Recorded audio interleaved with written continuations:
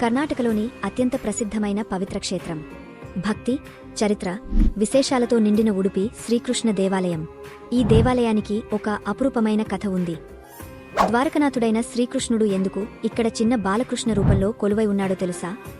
పురాణ కథనం ప్రకారం ద్వారకలో శ్రీకృష్ణుడు భక్తులకు బాలకృష్ణ విగ్రహాన్ని ప్రతిష్ఠించేందుకు ఇచ్చాడు. కాలక్రమేణా ఈ విగ్రహం నదిలో లీనమైంది.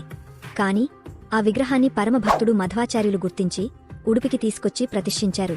ఈ ఆలయంలో మరో విశేషమేంటంటే శ్రీకృష్ణుడి దివ్యమయ దర్శనం కనకదాస అనే భక్తుడికి మాత్రమే ఒక చిన్న కిటికీ ద్వారా దర్శనం లభించింది. ఈ కిటికీకి కనకన కిండి అని పేరు. ఇక్కడ భక్తులు ప్రత్యేకంగా చక్కెర పొంగలి నైవేద్యం సమర్పిస్తారు. ఉదయాన్నే స్వామి నిత్య సేవలతో భక్తులకు కృపాకటాక్షాలు కలిగేస్తాడు. ఇక్కడ భక్తులకు సమర్పించే ప్రసాదం ఎంతో ప్రసిద్ధి. ఆలయంలో ప్రతిరోజు వేలాది మందికి అన్నదానం చేస్తారు. ఉడుపి మచానికి చెందిన రథోత్సవం ఎంతో వైభవంగా జరుగుతుంది. వేలాది భక్తులు ఈ వేడుకలో పాల్గొంటారు. శ్రీకృష్ణుని దర్శనం భక్తులకు పరమశాంతిని ప్రసాదిస్తుంది. మీరు ఎప్పుడైనా ఉడుపి దేవాలయానికి వెళ్లారా? మీ అనుభవాలను కామెంట్స్ రూపంలో తెలియచేయండి.